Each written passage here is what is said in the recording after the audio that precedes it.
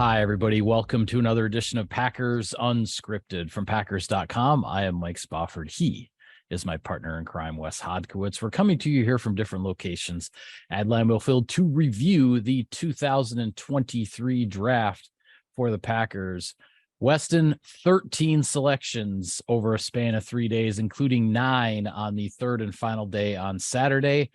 I don't know about you, but only having Sunday off before coming back to work on Monday was not enough of a break. But that being said, it was quite the eventful weekend in Packerland. You know what the weekend reminded me of, Mike? It's where I don't know how many like 10Ks or half marathons you've run, but it's where you're prepared for it.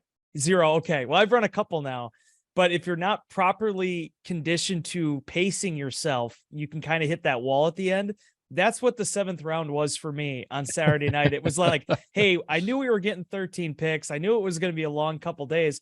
But when we got to that 7th round and it was 1, 2, 3, 4 picks right in a row, that was sort of that last push over the hump.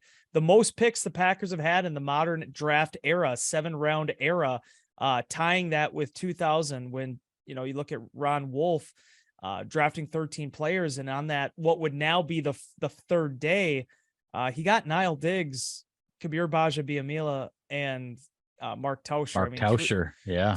Three pretty good football players. And certainly there was one big line. It came from Milt Hendrickson, Packers director of player operations, when he came out to talk about some of the picks. And he said, if you're batting 300, it's better to have 13 at bats than 10. And it's true. I mean, it does. Having those extra picks gives you a couple more swings at the plate, and the Packers hope that they hit a home run here.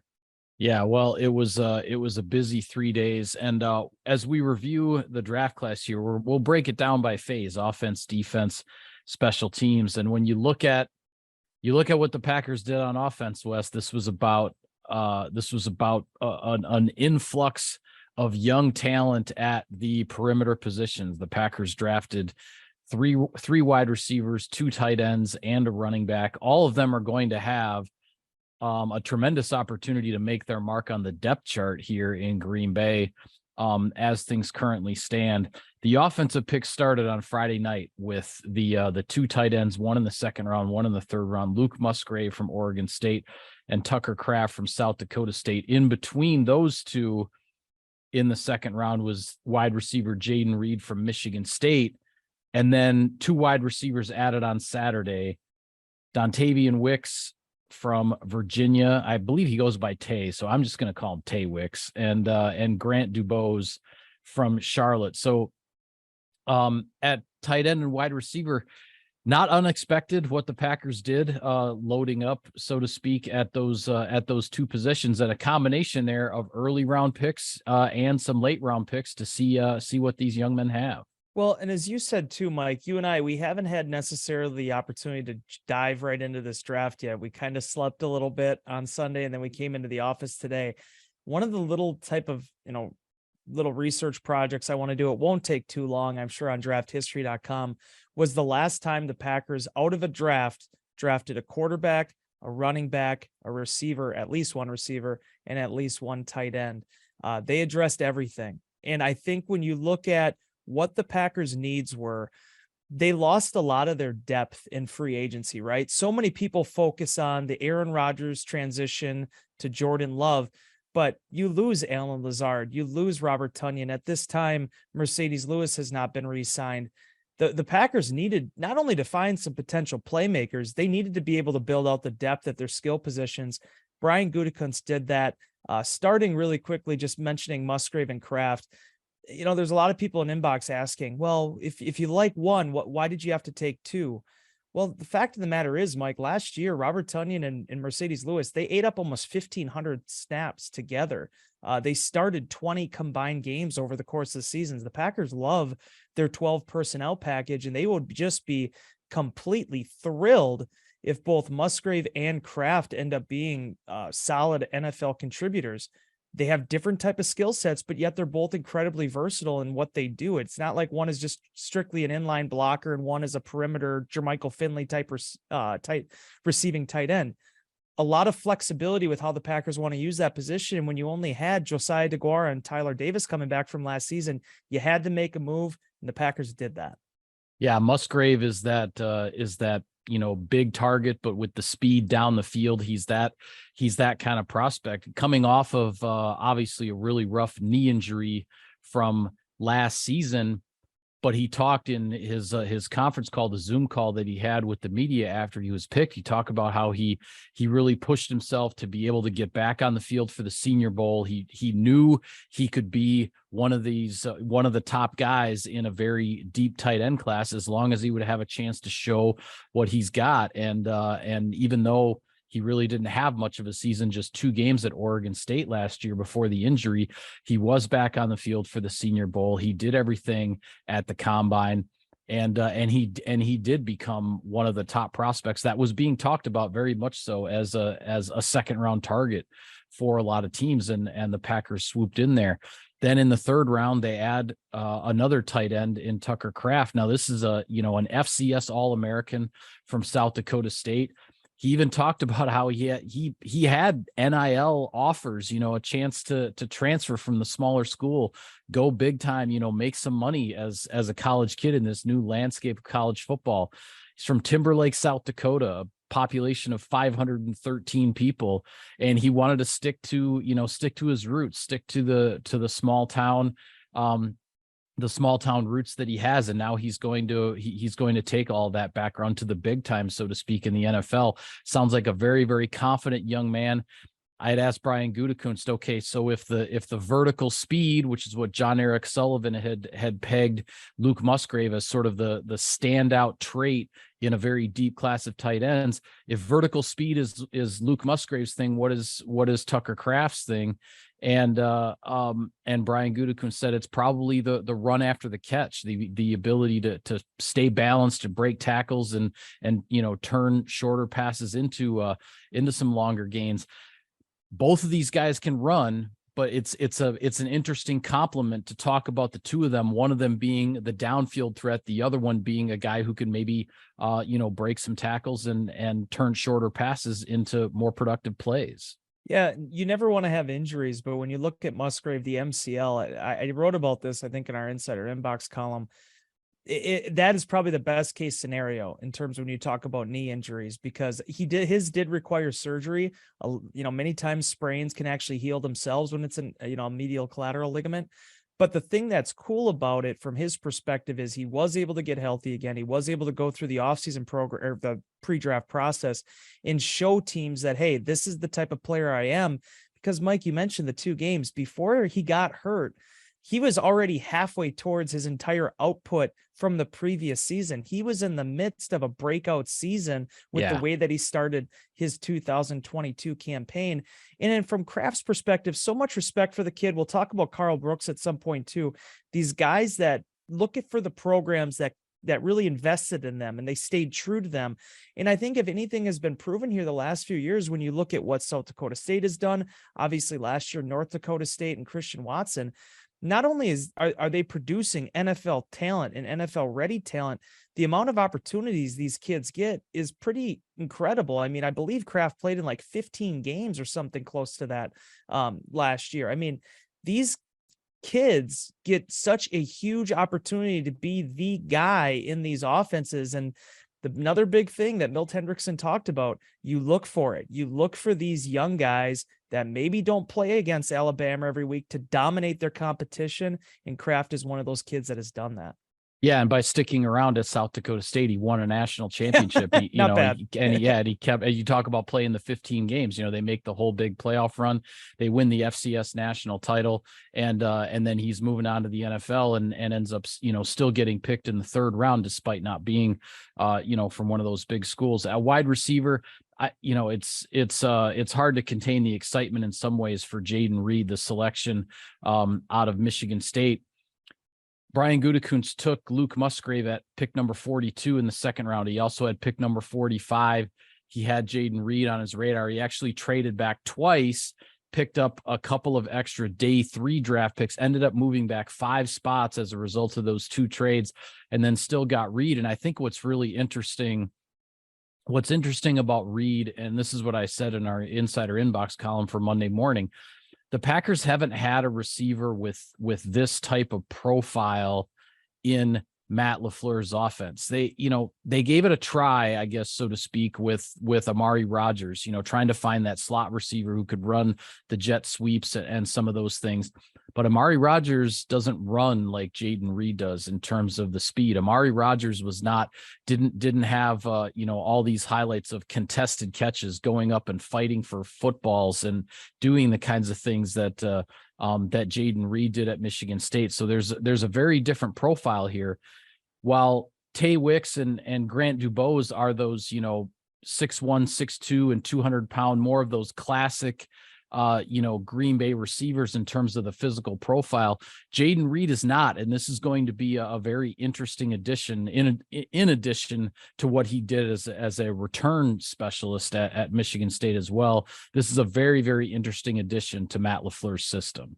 As I've said numerous times now, it's always interesting to see what the Packers' offseason emphasis is and how that ultimately correlates to the team that they build for the upcoming season. With looking just strictly at Reed for a second, last year, Christian Watson, he did some of the jet sweep stuff. He did some of the backfield stuff, but right away at the end of the year, and especially getting reiterated at the NFL scouting combine, Matt LaFleur said, they want to get him going downfield. They want to get Romeo Doubs, the vertical routes going, expanding their route trees, making them top perimeter receivers in this league. You expected that there would be a slot type receiver, a jet sweep type option that might come out of this year's draft. And boy, oh boy, does Reed fit that. I mean, this is a kid that did and wore a lot of those different hats at Michigan State. He offers you some punt returning flexibility. He's a guy that is willing to play on coverage teams.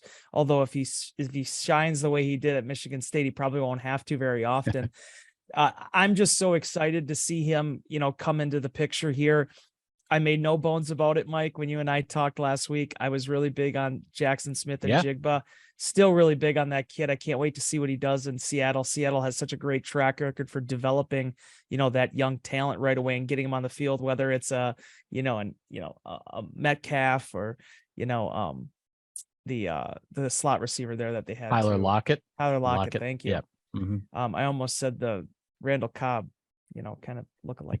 But no, I mean, the fact of the matter is, I just feel like Jayden Reed is going to come in here 4.45 speed, being able to make an impact right away. That the possibility is there for all these young guys to play right off the bat. And I just see Reed as a guy that's going to really flourish in this scheme. Yeah. Elsewhere on the offensive side, you mentioned how the Packers kind of hit on all of the all the perimeter positions. Lou Nichols, drafted in the 7th round, running back out of Central Michigan, and then also in the 5th round, Sean Clifford, the quarterback from Penn State. I'll start with the running back first. Nichols, really interesting guy here. Much like Tay Wicks from Virginia, 2021 was really his big college season. Nichols had 1,800 rushing yards, 16 touchdowns for Central Michigan in 2021. Then in 2022, he dealt with some injuries, was limited a little bit. Sounded like he was trying to play through, playing in some games where he wasn't close to 100%. Central Michigan also had 2 offensive linemen from their 2021 group that were drafted. That doesn't happen every year at a school like Central Michigan, where 2 offensive linemen are drafted in the NFL the same year.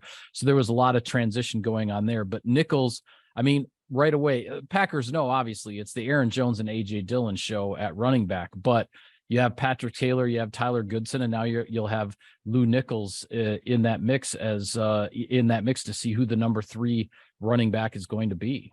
It was funny listening to Nichols too talk about, Mike, so many times the small NFL circles, just, the 6 degrees of Kevin Bacon, if you will, how these things go.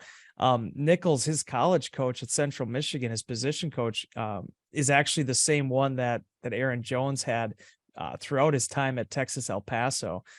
Just funny how those dominoes work. So He's very familiar with Jones. He's very familiar with A.J. Dillon. And when you look at it on paper, Mike, the way he matches up from a measurable standpoint and the fact that he's 5'11", 220 pounds, this has been a recurring story for the Packers over the last 10 years. These are the type of backs they like. As awesome as Aaron Jones is and as incredible future Packers Hall of Famer, the career he's had here, they like those 220-pound kind of bell cow backs, and Nichols has done it at a really high level. 1,800 rushing yards and 16 touchdowns is awesome. You need a good offensive line to do it, but it says something about the talent of the kid as well. And then just to close really quickly on Sean Clifford, I don't know if I ever recall, maybe Graham Harrell would be the last time someone's come in that's had as decorated of a college career as Clifford had. Over 10,000 passing yards, 86 touchdowns. This kid beat out Will Levis for the, for Penn State's quarterback job 3 years ago. He knows what it's like to be in the fire, and definitely carries himself with a leadership and sort of a confidence that I think you really need from that position. And just to mention this too, because people asking, well, fifth round, why fifth round? Well, you listen to Brian Gutekunst talk about it, where the Packers got him. Not only did they feel like that was the best value and the best fit, there wasn't necessarily a lot of guys underneath him that they valued in that same way. And certainly they wanted to bring in another quarterback, and now they got a pretty good prospect here in Clifford.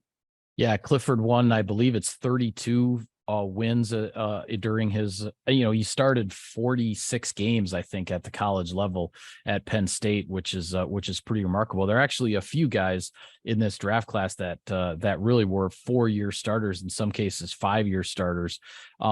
And Clifford will be thrown right in there. It's Sean Clifford or Danny Etling right now for the number 2 job behind Jordan Love. So the Packers are going to see how that shakes out. Brian Gutekunst did not close the door necessarily on signing a veteran quarterback, but I think he wants to see how Etling and Clifford do with the reps that they will be given during OTAs as the backup competition gets going behind Love there. So before we shift gears to the defensive side, we'll take care of the sponsor business here, Wes. Sirius XM NFL Radio delivers hard-hitting analysis and up-to-the-minute NFL news that true football fanatics need 24/7, 365. And at Cousin Subs, we have something for everyone, like our Wisconsin cheese curds, mac and cheese, golden fries, and creamy shakes, all paired with your favorite sub or sub in a bowl. Cousin Subs, 50 years of better. All right, on the defensive side, that's where the Packers began this draft, sitting at number 13 overall in the first round. And things, went fairly predictably. Maybe there were a couple of surprises in there, but you and I both talked about it quite a bit in our preview shows leading up to the draft, that Lukas Van Ness, the edge rusher from Iowa, was a very strong candidate for the Packers to select in the middle of the first round. And sure enough, he was there, and the Packers took him. And this is a young man. I'll say this, he's 21 years old. He's going to turn 22 just before the start of training camp. He really only played 2 years at Iowa. I don't want to hear all this stuff about how he didn't start any games or whatever. It's like, come on. The kid played a ton of football. All right. The whole starting thing was just because of Iowa's, procedure with their 5th-year seniors and their veteran players and all that. Lukas Van Ness was a star on a really good Iowa defense. Okay. So I don't want to hear this about the not starting games.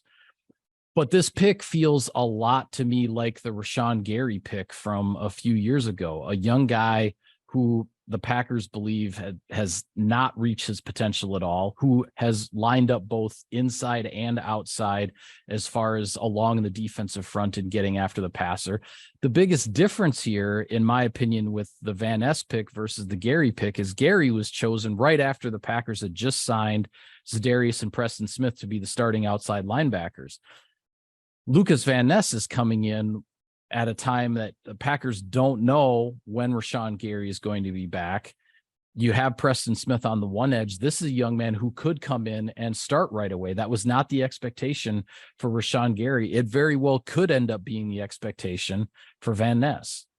Yeah, I've never really seen a situation like this before, Mike, where you have a rookie that's coming in that could potentially be playing right off the bat. I mean, at the edge rushing position. I mean, even if you go back and think about Clay Matthews, I mean, Aaron Campman was also kind of, earmarked for that outside rusher position. Clay was not a guy that they even necessarily thought about that. Nick Perry, you had Mike Neal. And certainly, as you talked about with the Smith bros and Rashawn Gary. Yeah, Clay Matthews, I don't think he started until like his 4th or 5th NFL game. He was not a starter the first month of the season, his rookie year. Yeah, so it is a process, but in this case with Van Ness, it makes so much sense. And I talked a lot about, my head going with my heart with that first round pick. Certainly, as I've talked about numerous times, JSN was my heart, but in my head, it's always about tackles and edge rushers for the Packers in the first Yeah. round. You just don't find that type of talent that separates itself from the rest of its position, quite like outside rusher and quite like tackle. Why? Because they're the ones that are most directly tied to the quarterback, pressuring the quarterback and protecting them. And Lukas Van Ness, where he really benefited last year, Mike, as everybody's so tied up on this starting business, is the fact that he was able to put tape out there against Paris Johnson. He was able to put tape out there against Peter Skoronski, and it is impressive. This Yeah. isn't some kid that just got a bunch of TFLs and pressures and sacks against, so-and-so from Omaha State. The directional states of the world. Yeah. Yeah. It wasn't like it was just the fill-in non-conference games. This guy did it at the Big Ten level. 6'5", 272 at 21 years old. That is a kid with big paws, man. And I'm excited to see him grow into this spot. You can play him early on if you need to in that rotation with Kingsley Enagbari and Justin Hollins. Later on, if Rashawn Gary comes back, you can maybe push him inside. A lot of flexibility in how Lukas Van Ness could affect this defense. Yeah. And you mentioned, with the Packers sitting in the middle of the first round, and we had talked last week about, as much as there's been all the talk about the receivers and the tight ends, it's probably going to be, a bigger guy, an edge rusher or an offensive tackle. And I have to give you credit because we didn't mention this in the review of the offense. You had said on one of our draft preview shows that if the Packers are going to get an offensive tackle, you probably get one right away in the first round. But if you don't get one of those guys right away in the first round, then maybe you don't even bother, because the Packers are bringing back 13 offensive linemen from last year's roster and practice squad, which is an unprecedented number of guys coming back. And sure enough, what happened? The one position the Packers did not address was offensive line. The top tackles, I believe 3 of the top 4 tackles were gone by the time the Packers were ready to pick. They decided to go with edge rusher and Van Ness, and then the offensive tackles, they just let it go from there. It made sense from a strategic standpoint. That being said, I will also say that I think one of the things I said on one of our draft preview shows with regard to the defensive line is this felt like a draft where the Packers were going to have to find some potential prospects on the third day on the defensive line because of the edge rusher, the receiver, the tight end, and the spots that you were probably going to address on the first 2 days in terms of the guys at the top of those positions. And sure enough, Colby Wooden from Auburn is drafted in the 4th round, and then Carl Brooks from Bowling Green in the 6th round. A couple of day 3 defensive line prospects that, frankly, Wes, are really, really intriguing, because Colby Wooden, he dropped down into the 270s weight-wise for the combine, and he was able to actually crack 4.8. He was in the 4.7s in the 40. But he basically plays, he plays in like the mid 280s, and sounds like he has the frame to carry that and possibly a little bit more. And a guy, Carl Brooks from Bowling Green, 300 pounds, and his last year at Bowling Green, 18 tackles for loss, 10 sacks among that bunch as an interior defensive lineman. Those are some numbers that are pretty impressive. Now, obviously, doing that in the MAC is not the same as doing that in, say, maybe the Big Ten or the SEC, because of the offensive linemen across from you. And that's why a guy like Carl Brooks with those numbers, lasts until the 6th round. Both of those guys, for a Packers defensive line that lost Dean Lowry and Jaron Reed in free agency, and you're trying to rebuild some depth there, I think those are 2 really, really interesting prospects. Yeah, because they don't do what the guys that are coming back do. You had TJ Slayton as your run stuffer from 2 years ago. You need him to play that one tech role. You had Devontae Wyatt coming in, sort of filling the shoes there, having that prototype, much like Kenny Clark. You need to add some more versatility, a little bit more different looks, I think, to that defensive front. They very much did that with these 2 prospects. If I can really quickly, just diving into Brooks for a second, one thing that I want to give Lance Zierlein a shout out from NFL.com on this, because I really enjoyed his write-up on Brooks. He said there's going to be a lot of people, Mike, as you just alluded to, that are going to kind of knock him a little bit for, well, he went up against the MAC. He said that would be a mistake. If you look at this kid's film, and Milt Hendrickson also touched on this, and many times he was a man amongst boys. He dominated at that level, and he did it for 5 years, Mike. This is a guy that led Bowling Green 4 times in sacks, including his true freshman year. The only year he didn't was his junior season, when they only played 5 games because of COVID, and he hurt his foot and was out for 2 of them, and he still had 2 sacks in 3 games. This is a really intriguing guy. And to correct myself earlier, when I was talking about edge rushers in 2012, it was Nick Perry and Eric Walden, not Mike Neal. I want to bring up Neal, though, because Neal kind of reminds me a little bit of what they're doing with Wooden too. These guys that are probably a little bit more athlete than your traditional stereotypical linemen. These guys, I mean, you've seen some of these videos of Wooden, and even just kind of looking at him, he's a grown man. I mean, this guy is an athlete, and I'm very excited to see, Jerry Montgomery getting 2 talented players that have very contrasting skill sets, but yet could both still be factors in the middle of that defensive line. Just the type of moves you need to make. Again, like tight end, they graduated a lot of snaps off this team with Lowry and Reed leaving in free agency. They got 2 guys that could potentially step in and help fill those roles. Yeah, I mean, anytime you see solid sack numbers from an interior rushing position, it's got to catch your eye. And as I said, with Brooks, it was in the MAC at Bowling Green, but he had 10 of them. And you're talking Wooden at Auburn, that's in the SEC, and he had 6. I mean, a half a dozen sacks in a league like that, when you're rushing from an interior position and not off the edge, that says you're a disruptor, on the inside. And that's what the Packers are hoping that these 2 young men can become for their defensive line as well. Yeah. And I'll just mention really quickly on Brooks, if people want to talk about that at Bowling Green, that's fine. But this kid was the focal point. Everybody's attention was on him. It's not like Bowling Green had this huge dominant defense. He was the guy you had to stop. And yet most teams in the MAC could not do that. Yeah, for sure. In the 7th round on the defensive side, a couple of picks in the secondary: Carrington Valentine from Kentucky, Anthony Johnson Jr. from Iowa State. Valentine, a cornerback, Johnson Jr., a safety, but a converted cornerback who in his 5th year for the Cyclones in Ames, Iowa, converted to safety. These are 7th round picks that qualify as value selections, Wes, because there are a lot of analysts, not saying everybody, but a lot of analysts had both of these guys rated as going much earlier in the draft than they did, and the Packers picked up both of them in the 7th round. Obviously, the Packers have quite a bit more depth in terms of proven players who have started, logged the snaps and all of that at cornerback than they do at safety. So Johnson Jr. maybe will have a larger chance to compete for a bigger role on defense right away. But then you also see both of these prospects potentially helping out on special teams, because they play that position and have the body type and the speed and all that to help in that phase. First off, just starting quickly on Valentine, because I'll tell you this, Mike, you had to use a pick on him, because if he was going to be an undrafted free agent, I'm pretty sure Mel Kiper would have just given him money and signed him himself. I mean, he was that high on the kid. I get it. He had 1 interception in college, but as he said, he's a press man corner. I mean, that's his style. He watched Jair Alexander a lot. I mean, that he is the type of guy that he wants to take away his side of the field. He doesn't just want to get thrown at every single time and get all these picks. That's the type of style he plays. He came out at 21 years old because he feels like he was ready for it. And I'm excited to see the young man come in here, because I think if the Packers did have a need at cornerback, it was as perimeter based. They have a lot of guys who can play the slot, but with Eric Stokes still coming back from that knee and ankle injury, they needed some young prospects on the perimeter.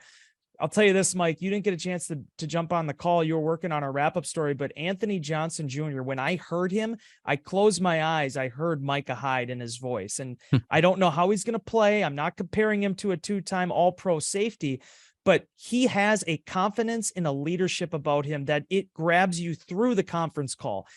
62 games, a school record 54 starts. He was ready last year to turn pro.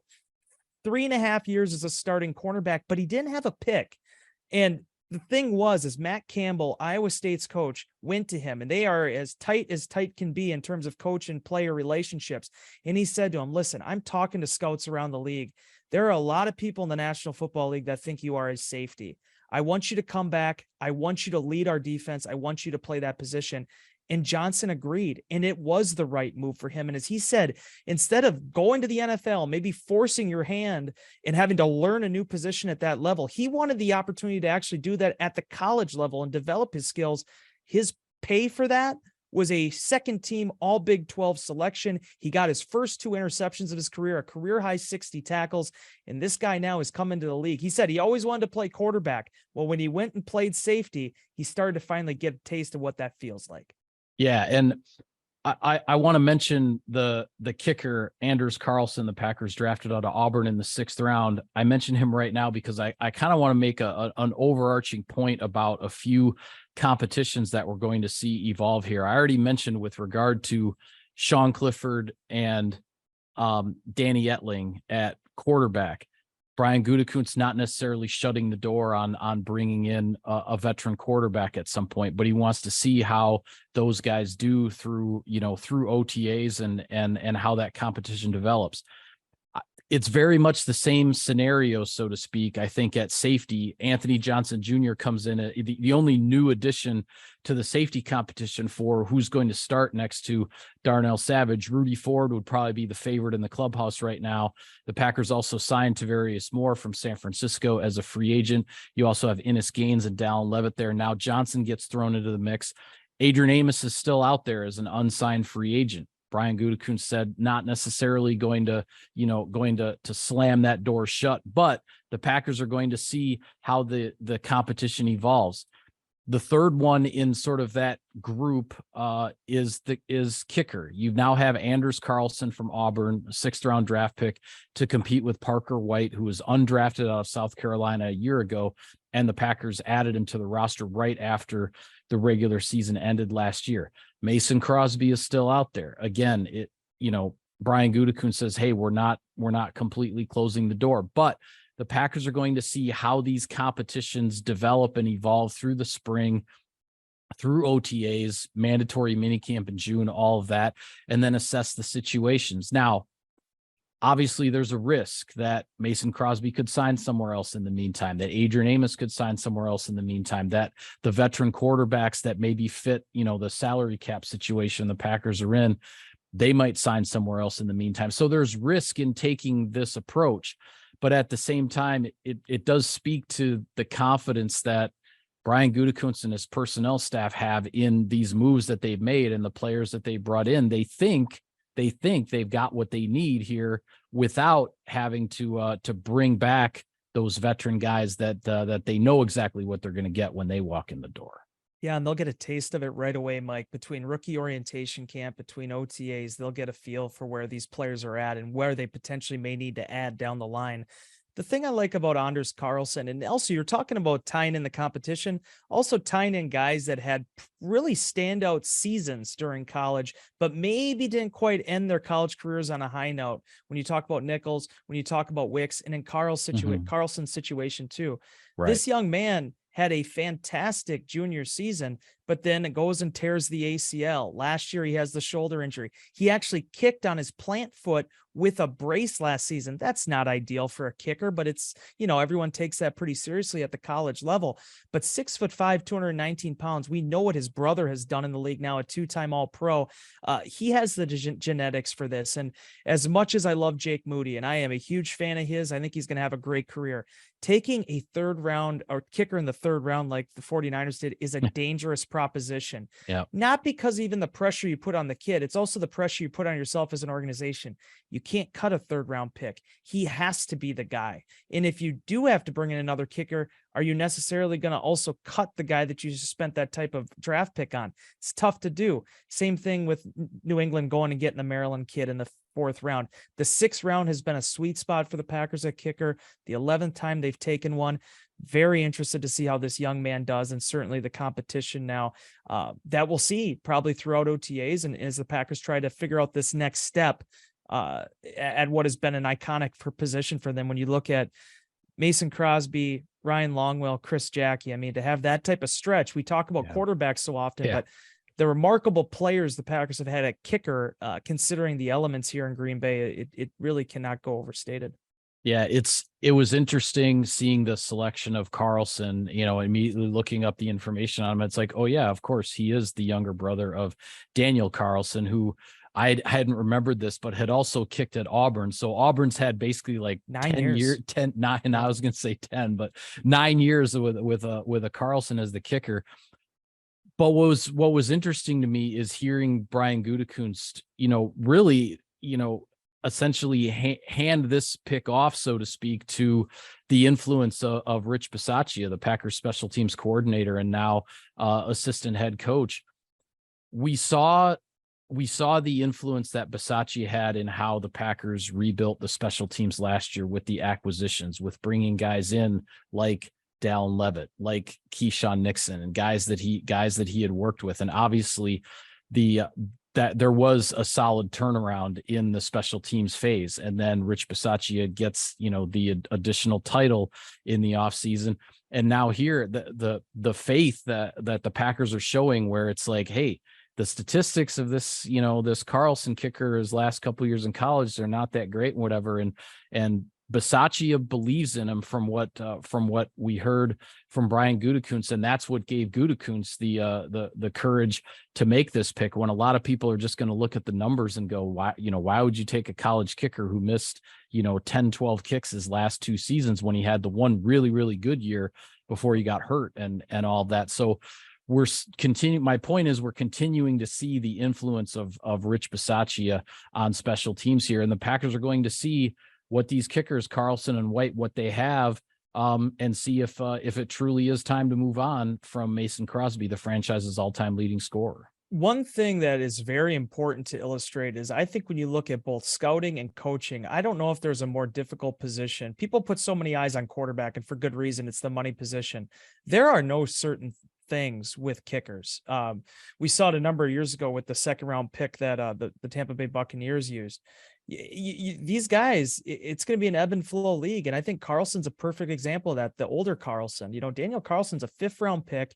He goes to Minnesota. He has a couple bad games, including one against the Packers. Yeah, one here at Lambeau was when he lost his job with the Vikings. And then that's what obviously leads to him landing in Oakland, and he works with Rich Bisaccia and becomes an all-pro kicker. And then Bisaccia gets to know the younger brother, and now that younger brother is with Bisaccia here in Green Bay. Yeah, and it's one thing to be an all-pro, or I should say an all-American, but and you give credit to Daniel Carlson for picking himself up and making him into the player that he is today. But it takes someone like Rich Bisaccia to have some faith in him, and obviously the Raiders to bring a kid like that in and give him a shot after things didn't end so well in Minnesota. So there is so much projection involved, because unless you are a Justin Tucker or a Mason Crosby, where you just have this prodigious run in college, guys are going to miss field goals. It just happens. I mean, it is a tough thing to kick in college, let alone the National Football League. So I like the pickup in terms of being able to finally make that investment. The first time in 16 years, the Green Bay Packers have drafted a kicker. Again, we'll see how things go. It's much different kicking in Green Bay than it is in Auburn or it is in South Carolina. So, you take these things as they come, but certainly they got a real nice prospect in that position for Rich Bisaccia to start his work with. Yeah, no question about it. Well, we've gone a little bit beyond our normal length of show, so this is becoming the new normal, Mike. Yeah, well, I know now that we're not in the same room together, and we're trying to figure out the new rhythm here while we have the technical issues. But that being said, we will call it a wrap on this edition of Packers Unscripted. We'll talk more about the draft, review more things with the draft on our second show later this week, so be sure to tune in for that. But for now, for Wes, I am Mike. Thank you for tuning in, everybody, and we will see you next time.